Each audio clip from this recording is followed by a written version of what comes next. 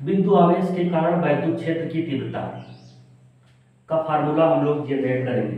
तो बिंदु आवेश के कारण यदि कोई बिंदु हम ले लेते हैं, ये बिंदु O है, O पर Q आवेश रखा हुआ है, O से R मीटर की दूरी पर। एक बिंदु हम मान लेते हैं P, बिंदु P पर जो आवेश रखा हुआ है Q नॉट, इसी बिंदु P पर वैद्युत क्षेत्र की तीव्रता E बराबर क्वेश्चन मार्क हमको निकालना है। तो हम लोग यहाँ पर देखो, जो हमने किया हुआ है उसी चीज को हैंड टू हैंड हमको लिखना होता है। डेरिवेशन में हम क्या लिखेंगे, माना बिंदु O पर आवेश Q रखा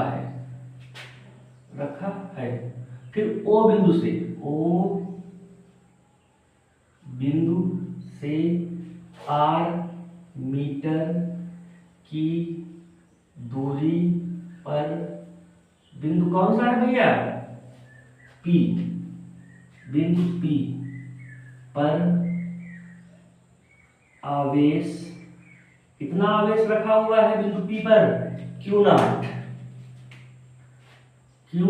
नॉट रखा है। बिंदु P पर वैद्युत क्षेत्र की तीव्रता निकालनी है आपको।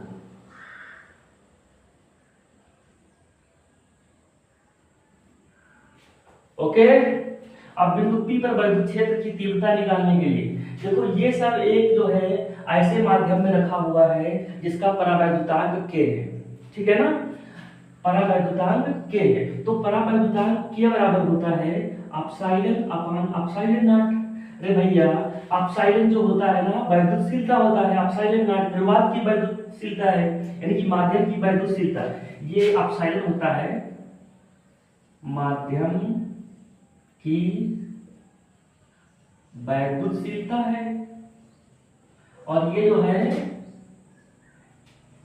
निर्वात की वैद्युतशीलता है, निर्वात की वैद्युतशीलता, यानी कि ये वायु की वैद्युतशीलता है, ये निर्वात की वैद्युतशीलता है, ठीक है। अब हमारे परावैद्युत पदार्थ कौन कौन से होते हैं, एक बात उठती है, परावैद्युत पदार्थ कौन से, ये ऐसे क्वेश्चन कंपटीशन में अक्सर पूछे जाते हैं। तो परावैद्युत पदार्थ जो हमारे होते हैं उनको हम यहाँ पर लिख देते हैं, ऐसे पदार्थ जिनसे होकर के बिजली क्रॉस ना हो, यानी कि करंट आवेश जिनमें ना प्रवाहित हो, ऐसे पदार्थ परावैद्युत पदार्थ कहलाते हैं। तो ऐसे पदार्थ कौन कौन से होते हैं, जैसे रबर है, कांच है, प्लास्टिक है, मोम है, अभ्रक है, ये सब हमारे परावैद्युत पदार्थ हैं। अब हम लोग देखते हैं इस पर वैद्युत क्षेत्र की तीव्रता। तो कूलाम के नियम से हम लोग लिखेंगे, कूलाम का नियम यहाँ पर काम आएगा, कूलाम का नियम बच्चा लोगों क्या होता है, कूलाम का नियम होता है F बराबर 1/4 pi epsilon not into Q1 into Q2 upon R square होता है। एक्चुअल में यहाँ पर O बिंदु पर जो आवेश है Q1 की जगह पर Q रखा हुआ है, P बिंदु पर जो आवेश है Q2 की जगह पर Q नॉट रखा हुआ है। तो यहाँ पर लिख देंगे Q इंटू Q नॉट बटेगा R स्क्वायर। चूंकि एक ऐसे माध्यम में रखा है जिसका परावैद्युतांक K है, तो यहाँ पर हम K लिख देंगे इंटू K। इतना क्लियर हो गया। दूसरा होता है वैद्युत क्षेत्र की जो तीव्रता, हमने वैद्युत क्षेत्र की तीव्रता का फार्मूला होता है E बराबर F upon Q not. F बल है, बल का मात्रक होता है न्यूटन, बटे आवेश Q है, Q का मात्रक होता है कूलम। यानी कि यदि यहाँ से मात्रक निकाले इसका तो आराम से निकाल सकते, बल का मात्रक होता है न्यूटन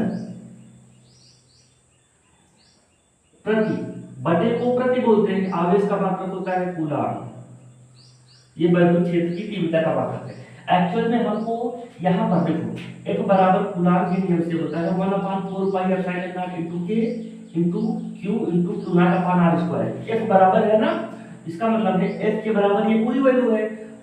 तो इस समीकरण में देखो एफ की जगह पर हम लोग इतनी वैल्यू पुट कर सकते हैं, वही वैल्यू यहाँ पर पुट करेंगे।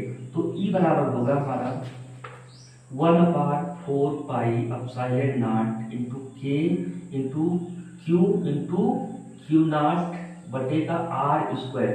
ये वैल्यू पूरी एफ की जगह पर लिखा और बटे का क्यू नॉट तो नीचे है ये भैया, ये देखो ये भाई एफ की जगह पर हमने इतनी वैल्यू पुट किया है, तो ये पूरा मान एफ का हमारा निकला, इसकी जगह पर रखा और बटे लगाया क्यू नॉट की वैल्यू, क्यू नॉट तो भैया रहेगा ही रहेगा, क्यू नॉट से क्यू नॉट कैंसिल आउट हो जाएगा।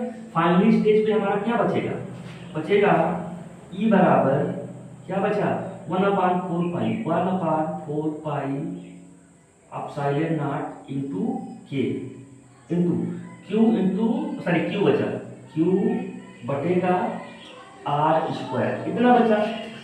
ये जो माध्यम का परावर्तनांक के है, के की जगह पर यदि हम 1 रख देंगे तो हमारा कितना निकलेगा, ई बराबर निकलेगा 1/4 pi epsilon not into Q upon का आर स्क्वायर।